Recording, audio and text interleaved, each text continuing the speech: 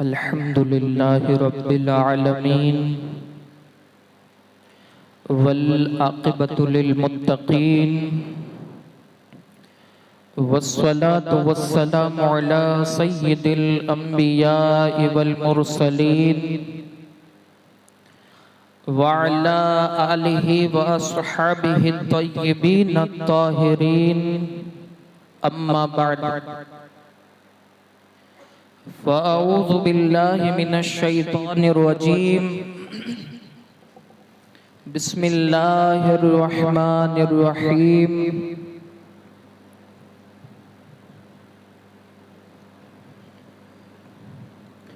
या अय्युहल्लज़ीना आमनुत्तक़ुल्लाह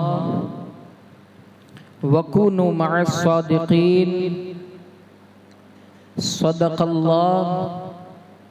सदक़ल्लाहु मौलानल अज़ीम व बल्लगना रसूलुहुन नबियुल अमीनुल करीम व नहनु अला ज़ालिका लमिनश शाहिदीन वश्शाकिरीन वल्हम्दुलिल्लाहि रब्बिल आलमीन। हाज़रीन मस्जिद व सामीन मोहतरम, अस्सलामु अलैकुम व रहमतुल्लाहि व बरकातुहू। आइए कुछ अर्ज़ मारूज़ात पेश करने से क़ब्ल हम और आप मिलकर इंतहाई अक़ीदत व मोहब्बत में डूबकर अपने और सारी कायनात के मरकज़ अक़ीदत खुसरवे खुबा सय्याह लामका वजह कुन फका दुर्रिल्लाहिल मकनून सिर्रिल्लाहिल मखज़ून आलिम मा कान व मा यकून आबो गिले अंबिया जानो दिले अस्फिया हुजूर खुलासाए कायनात फ़ख्र मौजूदात फ़ख्र आदम व बनी आदम सरवरे कायनात हुजूर अहमद मुज्तबा मोहम्मद मुस्तफ़ा अरवाहुना फ़िदा सल्लल्लाहु तआला अलैहि वसल्लम की बारगाह बेकस पनाह में अपनी ग़ुलामी का सबूत देते हुए जिस तरीक़े से मैं पढ़ाऊँ, मेरे साथ मिलकर बावाज़ बुलंद दुरूद व सलाम का हदिया पेश करे। पढ़िया अस्सलातु वस्सलामु अलैका या रसूल अल्लाह, अस्सलातु वस्सलामु अलैका या हबीब अल्लाह, अस्सलातु वस्सलामु अलैका या नबी अल्लाह व अला आलिका व अस्हाबिका या नूर अल्लाह सल्लल्लाहु तआला अलैका वसल्लम।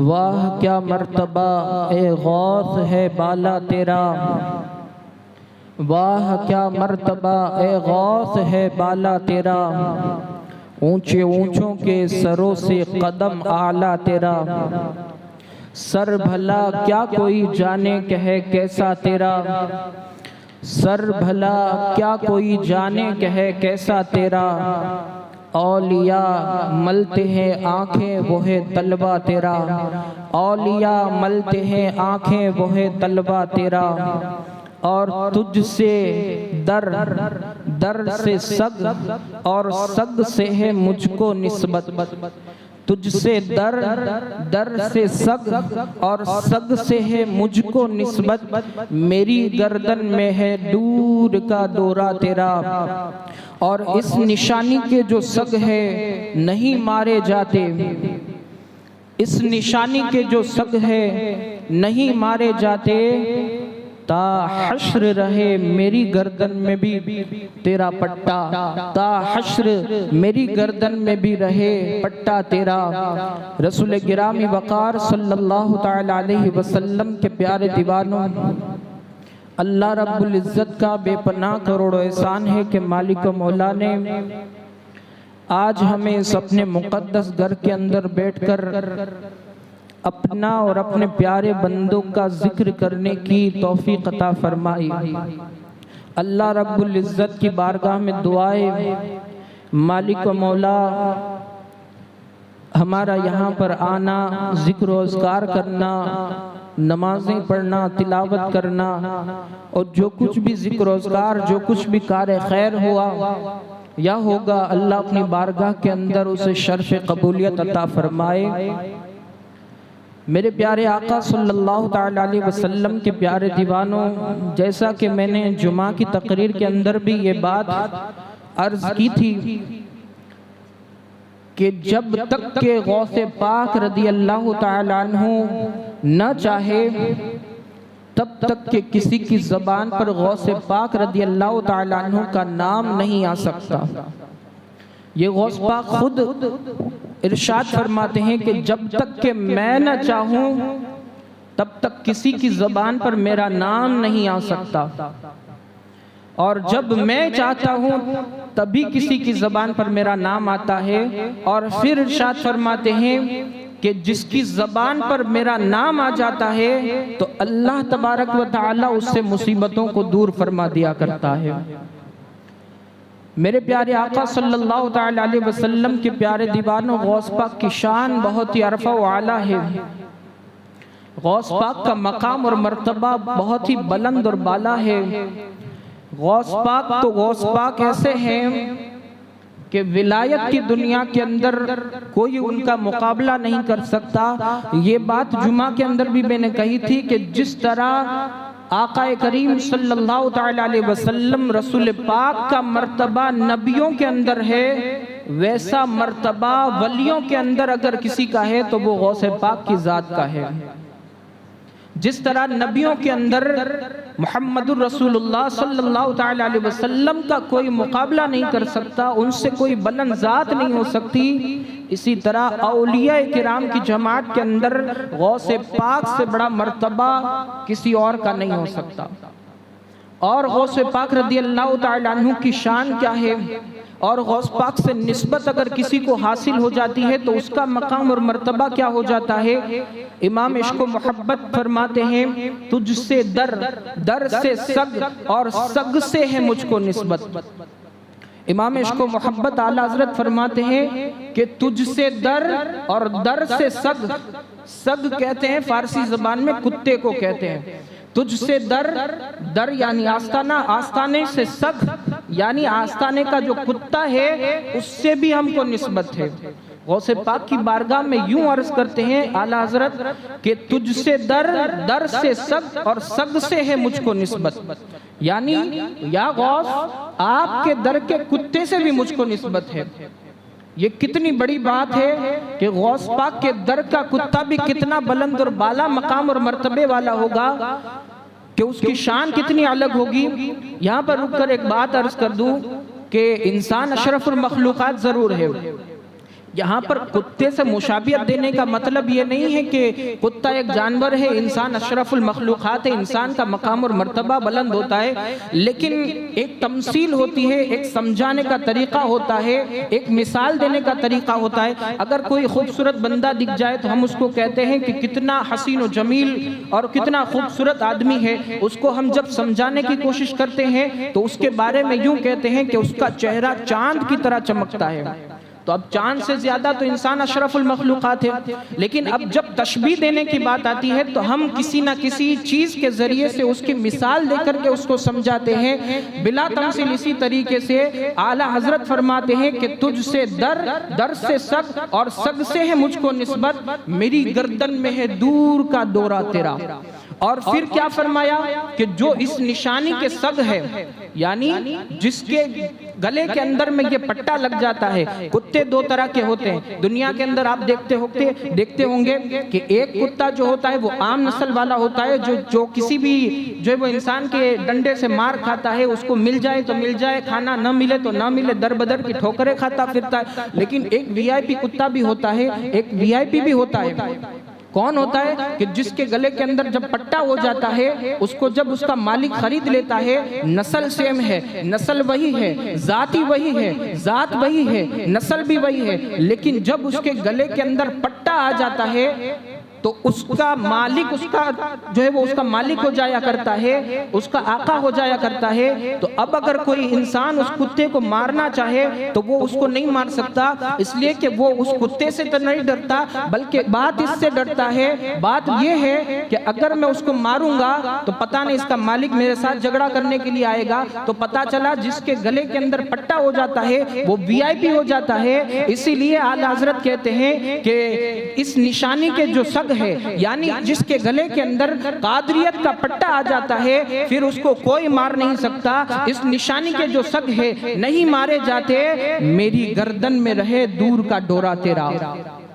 मेरे प्यारे आका सल्लल्लाहु ताला अलैहि वसल्लम के प्यारे दीवानों, गौस पाक की शान बहुत ही अरफ़ व आला है। गौस पाक की शान हम क्या बयान कर सकते हैं? गौस पाक की शान बयान करने के लिए हमारे पास वैसी ज़बान भी तो होनी चाहिए। गौस पाक की शान तो निहायत ही आला दर्जे के फाइज है। मेरे प्यारे आका सल्लल्लाहु ताला अलैहि वसल्लम के प्यारे दीवानों, बात दर की निकली है, गौस पाक के दर की बात निकली है। मैं आपको ये बताता चलूँ कि गौस पाक के दर का मकाम कितना अरफ़ व आला है। जब गौस पाक के दर का मकाम ये है तो सोचो कि गौस पाक के दर का मकाम ये है तो गौस पाक का मकाम कितना अरफ़ा वाला होगा। एक मर्तबा का वाक़या है, हज़रत निज़ामुद्दीन औलिया अपनी किताब अपने मलफूज़ात के अंदर फ़वाइदुल फ़वाद के अंदर लिखते हैं कि गौस पाक के दर पर एक शख्स था जो मफलूज हो चुका था, उसके हाथ पैर मफलूज हो चुके थे। वो गौस पाक के दर पर बैठ करके तौबा तौबा कर रहा था। किसी शख्स ने देखा कि गौस पाक के दर पर एक तौबा करने वाला शख्स बैठा हुआ है, गया अंदर गौस पाक की बारगाह में, गौस पाक से अर्ज करता है, सरकार वो तौबा कर रहा है, उसको आप तौबा क्यों नहीं करवा देते, उसकी दुआ क्यों नहीं करवा देते, उसकी सिफारिश क्यों नहीं करवा देते, उसकी तौबा को कबूल करे, उसको माफ़ी का फरीज़ा अंजाम दिलाइए। गौस पाक कहते हैं नहीं, ऐसा नहीं हो सकता। उसने पूछा कि ये सरकार क्या बात है, आखिर माजरा क्या है कि क्यों नहीं हो सकता? उस शख्स ने ऐसी कौन सी गलती की है कि जिसकी वजह से आप उसको दर के बाहर बिठा करके रखे हैं, उसकी तौबा को काबिल कबूल नहीं कर रहे? गौस पाक कहते हैं कि उसने मेरी बेअदबी की है। उसने पूछा कि आपकी कौन सी बेअदबी की है? गौस पाक ने कहा कि 3 अब्दाल हवा में उड़ते हुए जा रहे थे, 3 अब्दाल हवा में उड़ते हुए जा रहे थे। जैसे ही मेरी खानका के पास से गुजर हुआ, वो 2 अब्दाल अदब के साथ मेरी खानका से जुदा हो गए। एक दाईं तरफ चला गया, एक बाईं तरफ चला गया। वो बीच वाला जो अब्दाल था उसने सोचा कि गौस पाक भी वली है। और अब्दाल कहते किसे, मैं आपको यहाँ पर रुक कर एक और बात बताऊं। अब्दाल शायद आप नहीं जानते, बल्कि मैं आपको बता दूं, अब्दाल भी विलायत के मकाम के अंदर एक बहुत ही बड़ी मकाम रखने वाले का नाम अब्दाल है। अल्लाह अब्दाल के सदक़े में बारिश को बरसाता है, अब्दाल के सदक़े में अल्लाह गुनहगारों की बख्शिश फरमाता है, और अब्दाल ही के सदक़े में अल्लाह ज़मीन से पौधे उगाता है। जो अनाज उगता है वो अब्दाल ही के सदक़े में उगता है। तो अब्दाल ये मकाम विलायत के अंदर एक बहुत बड़ी मंजिल है। तो वो अब्दाल ने सोचा कि गौस पाक भी वली है, मैं भी वली हूँ, तो मैं इनका अदब क्यों करूं, मैं इनकी खानका का अदब क्यों करूं। वो 2 अब्दाल चले गए। जैसे ही ये अब्दाल खानका के पास से गुजरा, गौस पाक फरमाते हैं कि उसको ला करके मेरी खानका के पास पटक दिया गया। अब जब तक कि वो माफी नहीं मांग लेता, सच्चे दिल के साथ उसको माफ नहीं किया जाता।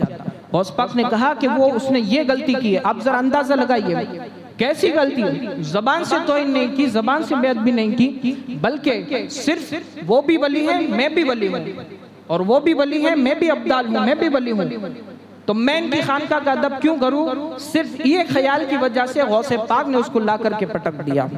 आज जो गौस पाक के मकाम और मर्तबे को नहीं समझ रहे हैं, उनका ठिकाना क्या हो सकता है वो तो अल्लाह ही बेहतर जानता है।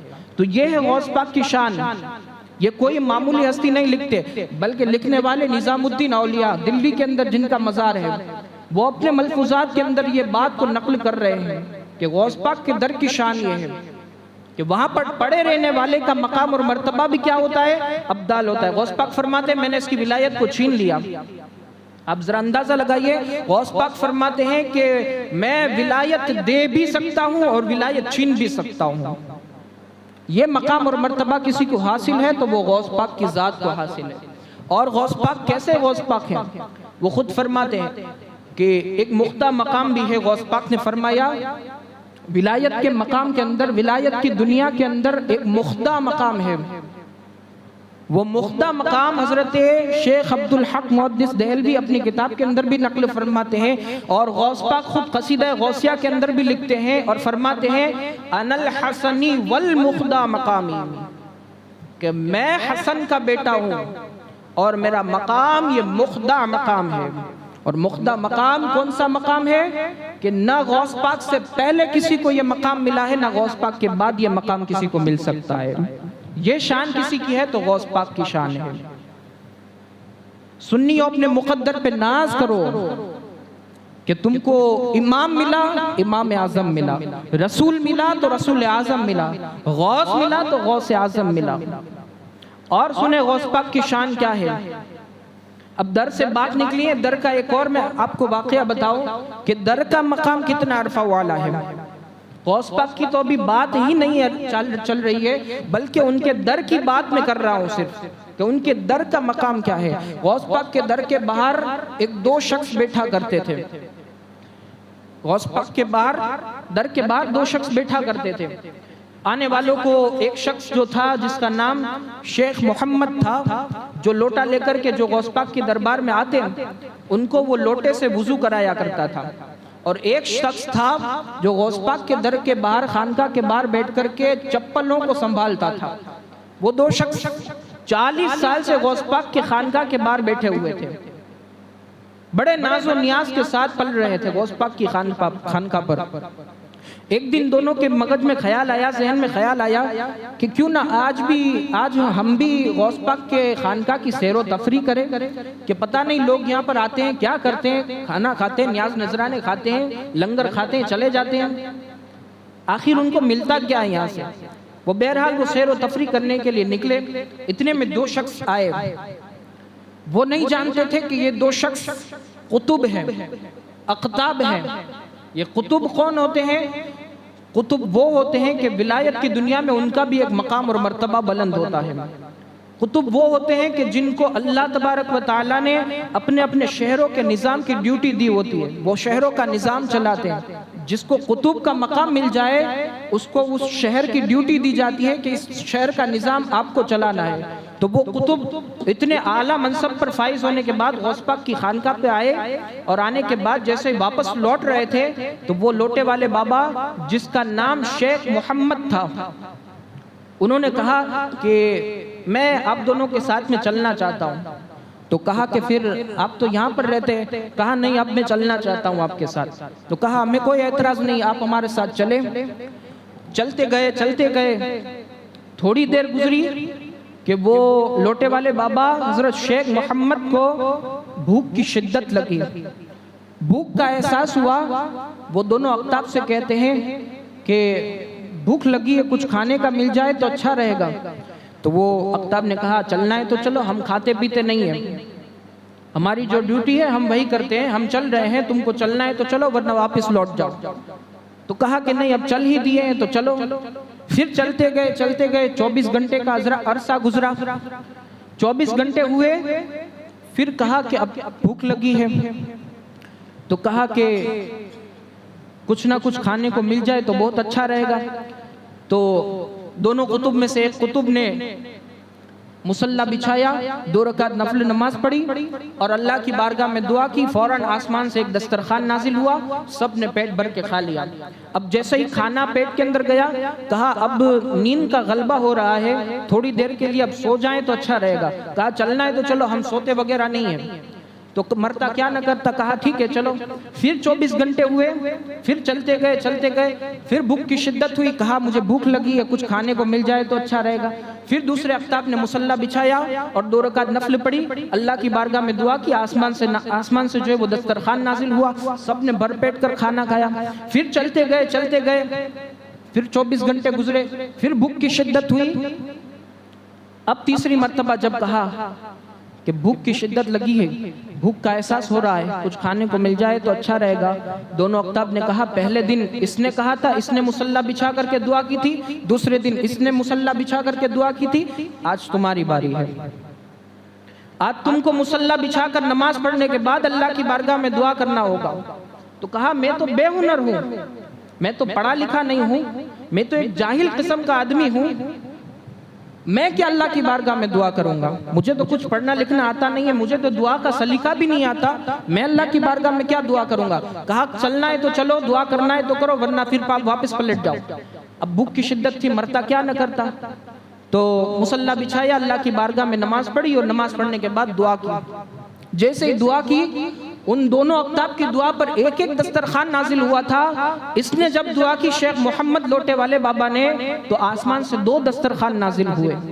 तो पूछने वाले दोनों अख्ताब ने पूछा, तुम तो कह रहे थे तुमको दुआ का हुनर नहीं है, तुम तो जाहिल किस्म के आदमी हो, फिर ये 2 दस्तरखान आसमान से कैसे नाजिल हुए। कहा मुझे नहीं मालूम, मैंने तो सिर्फ अल्लाह की बारगाह में ये दुआ की थी कि इन दोनों अख्ताब ने जिसके वसीले से दुआ की है, मौला उनके वसीले से तू दस्तरखान को नाजिल फरमा। उसके वसीले से मुझे लगता है कि अल्लाह ने 2 दस्तरखान नाजिल फरमाए हैं। तो पूछा आप किसके वसीले से दुआ करते हैं। दोनों अख्ताब ने जवाब दिया, क्या तुमको मालूम है किसके वसीले से हम दुआ करते हैं। कहा नहीं मालूम, आज इस पर्दे से राज हटा दीजिए और जो है वो इस राज से पर्दा हटा दीजिए और कहिए कि मुझे आप किसके वसीले से दुआ करते हैं। दोनों अख्ताब ने कहा कि हम किसी और के वसीले से दुआ नहीं करते, बल्कि गौस पाक के दर पर बैठने वाला जो लोटे वाला बाबा था, जो लोटा लेकर के आने वाले जाहिरीन को जो है वो वुजू कराया करता था, हम उसके वसीले से अल्लाह की बारगाह में दुआ करते हैं। अल्लाह हमारी दुआ को कभी रद्द नहीं करता। वो हैरान और परेशान हो गया कि आप जानते हैं आप किसकी बात कर रहे हैं। कहा नहीं जानते। तो कहा वो लोटे वाला मैं ही तो हूँ, मैं ही गौस पाक के दर पर 40 साल से बैठा हूँ। मुझे मेरे मकाम और मर्तबे का आलम ये नहीं था, मुझे मेरे मकाम का मालूम नहीं था कि मेरा मकाम मर्तबा मेरा इतना अरफा व आला है। तो कहा कि मैं अल्लाह की इज्जत की कसम में वापस पलट जाना चाहता हूँ। वापस गौस पाक के दर पर नाज़ो न्याज से पढ़ने के लिए चले गए। ये है गौस पाक के दर की फजीलत, ये है गौस पाक की शान।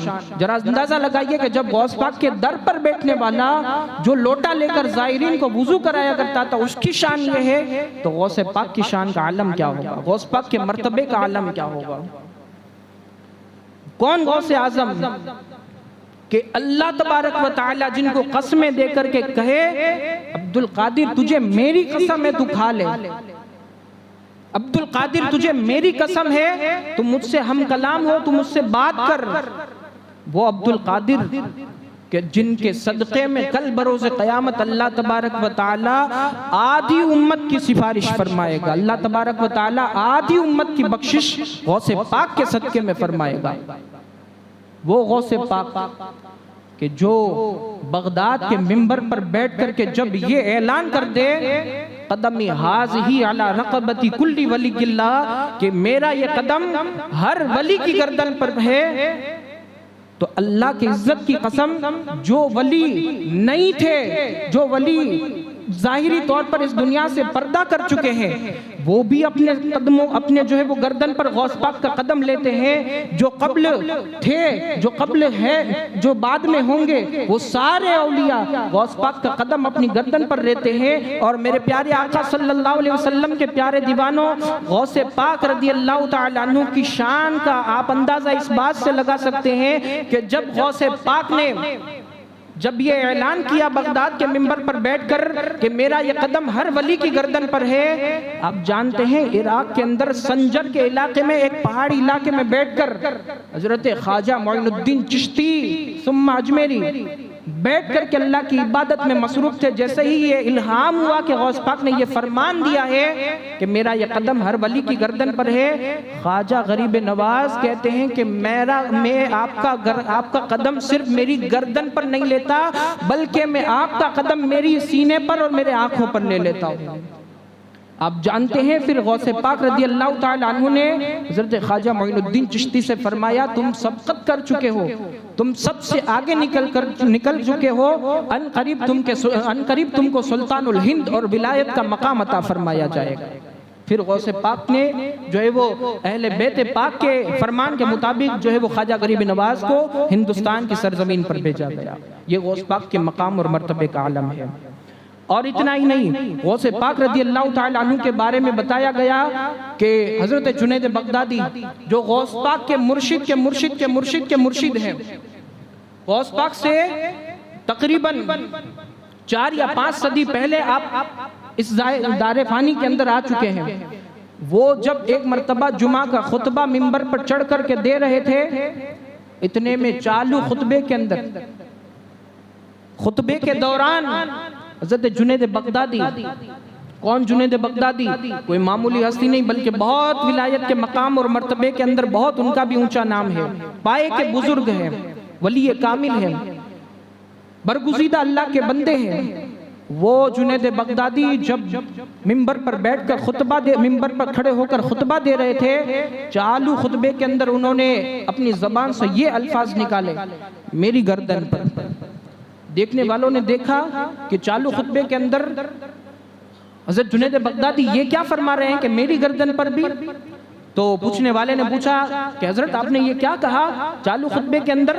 तो कहा कि अल्लाह तबारक व तआला ने मुझे खुतबे के दौरान ये इल्हाम फरमाया है कि तुम्हारी जो है वो बगदाद ही के अंदर और अनकरीब 5वीं सदी के अंदर एक साहबजादा, एक शहजादा ऐसा पैदा होगा जो बगदाद के मिंबर पर बैठ करके ये कहेगा, कदम हाज़िही अला रक़बती कुल्ली वलिय्यिल्लाह, मेरा ये कदम हर वली की गर्दन पर है। इसलिए जब अल्लाह का मुझे इल्हाम हुआ कि वो बंदा ऐसा कहेगा, वो तो कहेगा तब कहेगा, मैंने उसका कदम अभी ही अपनी गर्दन पर ले लिया। वो जुनैद बगदादी। अब आप अंदाजा लगाइए गौस पाक के मकाम और मर्तबे का आलम क्या होगा। अब आपसे मैं ये पूछना चाहता हूँ, गौस पाक को ये मकाम और मर्तबा मिला कैसे? हम गौस पाक को समझ ही नहीं सकते, ना हमने कभी समझने की कोशिश की। बस हमने यहाँ तक समझा गौस पाक की न्याज दिलाओ, नजराने करो, खिचड़ा पकाओ, हलीम पकाओ, उनके नाम से न्याज दिलाओ, देगे करो, उनके नाम से शरबत पिलाओ। बस हमने गौस पाक को यही समझा है। अब मैं आपसे कहना चाहता हूं, अब सुने, दिल के कानों से सुने, गौस पाक को ये मकाम और मर्तबा ऐसे ही नहीं मिला, बल्कि 40 साल तक इशा के वुजू से फजर की नमाज जिसने अदा की है उसको गौस पाक की जात कहते हैं। गौस पाक ने 40 साल तक जंगल के अंदर, बयाबान के अंदर रहकर हुसूल इल्म के लिए, अल्लाह की मारिफत हासिल करने के लिए पेड़ पौधों को अपना भोजन बनाया, अपना खुराक बनाया, अपनी गिजा बनाई, जंगल के अंदर दरख्त के पत्ते खा करके अपनी जिंदगी काटते थे। वो उतने में 40 साल गुजारे हैं। ऐसी जिंदगी 40 साल गुजारे, और कैसी जिंदगी के 40 साल तक इशा के वुजू से फजर की नमाज अदा की है। इसलिए कि 40 साल तक आपने कभी एक आंख का झोंका नहीं लगाया। अगर आप सो जाएंगे तो आपका वुजू टूट जाएगा ना। तो कहा गया कि 40 साल तक आप बगैर नींद के जो है वो अल्लाह की इबादत के अंदर मसरूफ थे। 40 साल। और इतना ही नहीं, 15 साल तक फजर के वुजू से इशा की जमात पढ़ी है, इशा की नमाज पढ़ी है।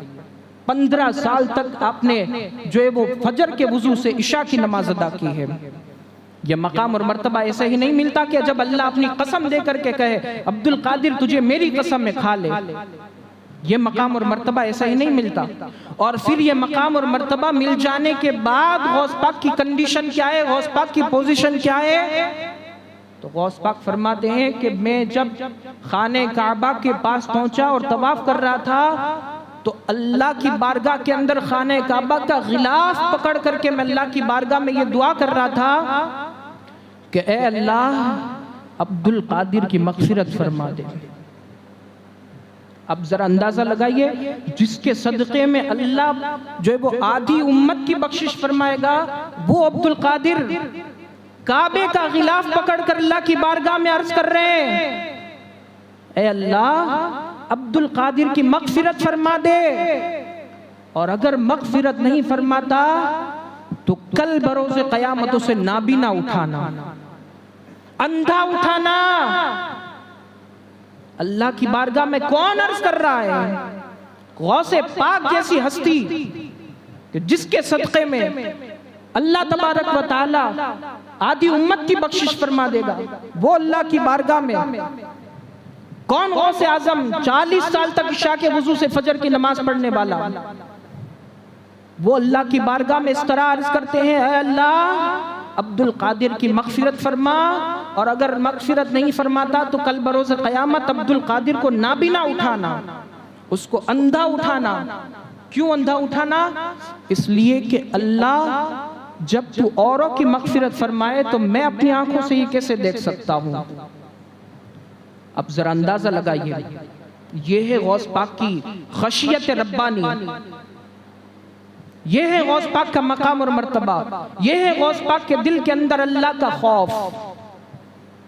आज हम सिर्फ गौस पाक तो करते हैं, गौस पाक के नाम का नारा लगाते हैं, गौस पाक का चर्चा तो करते हैं, गौस पाक के नाम से महफिलें सजाते हैं।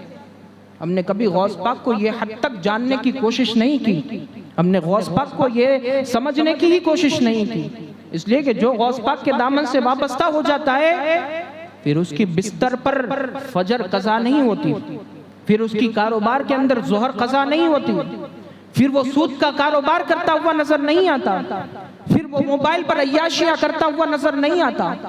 इसलिए कि जिसने मकाम गौस को समझ लिया, जिसने गौस पाक की मारिफत हासिल कर ली, जो सच्चे दिल से गौस पाक के कदम से वाबस्ता हो गया, फिर उसकी जिंदगी अल्लाह और उसके रसूल के मुताबिक गुजरती हुई नजर आती है, फिर उसकी जिंदगी मुसल्ले पर गुजारती हुई नजर आती है, तस्बीहात और तहलीलात के अंदर उसकी जिंदगी गुजरती हुई नजर आती है। आज हमारे अंदर किसी चीज की कमी है तो वो इसी बात की कमी है। हम गौस पाक तो करते हैं, गौस पाक के नाम के न्याज दिलाते हैं, गौस पाक के नाम से नजराना करते हैं, लेकिन गौस पाक की सीरत पर अमल करने की कभी कोशिश नहीं करते। गौस पाक को ये मकाम मिला कैसे, ये समझने की कभी कोशिश ही नहीं करते। तो जरूरत इस अम्र की है, जरूरत इस बात की है, पलट जाओ अल्लाह की तरफ, लौट आओ अल्लाह की तरफ। और अगर अल्लाह के अहकाम पर अगर आप अमल पैरा नहीं हो सकते तो दुनिया की कोई भी ताकत हो कभी भी आपको जहन्नम से बचा नहीं सकती। इसलिए कि गौस पाक ने जो फरामीन दिए हैं, वो गौस पाक के फरामीन अपने असल मुरीद के लिए है।